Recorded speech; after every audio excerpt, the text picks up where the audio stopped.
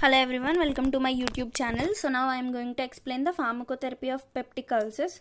So I have divided these concepts into two. In part 1, we will discuss the classification of drugs and the proton pump inhibitors. In part 2, we are going to learn the H2 blockers and ulcer protectives, antacids and anti-helicobacterium agents. So let us how does this peptic ulcer formation occurs? So these occurs due to the imbalance between the aggressive factors and defensive factors. Aggressive factors are like pepsin, bile and the bacteria. And what are the defensive factors? Defensive factors are mucus and hydrogen bicarbonate, prostaglandins and nitric oxide. If there is an imbalance, if there is something more or something low, these causes the ulcer formation, right? So these drugs, there is the classification of drugs which are used to cure the peptic ulcers. So the drugs are classified into 4. They are the drugs that inhibits the gastric acid secretion and drugs that neutralize the gastric acids. Antacids generally are mostly used which neutralize the gastric acids, and the ulcer protectives and anti-helicobacteria pylori drugs.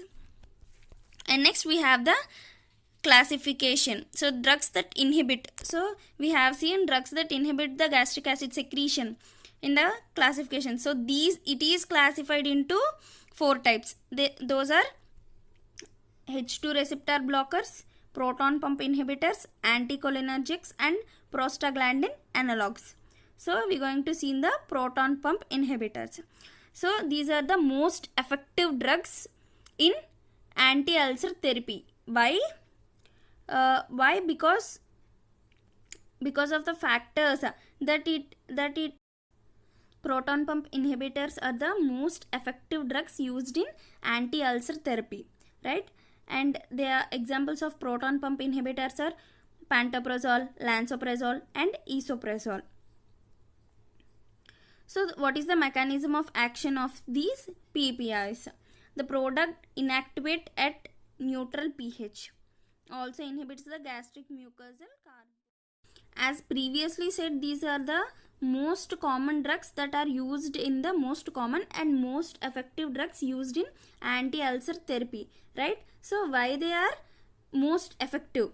Because their half-life is only 1 to 2 hours and still the action persists 24 hours to 48 hours. That means what? The patient can survive with this single dose of proton pump inhibitor. So with single dose, the patient can survive for 24 hours. So he can resist the ulcer. So this is why the PPIs are most commonly used and are most effective. So what are the uses? As said, these PPIs are used to decrease the gastric acid secretion.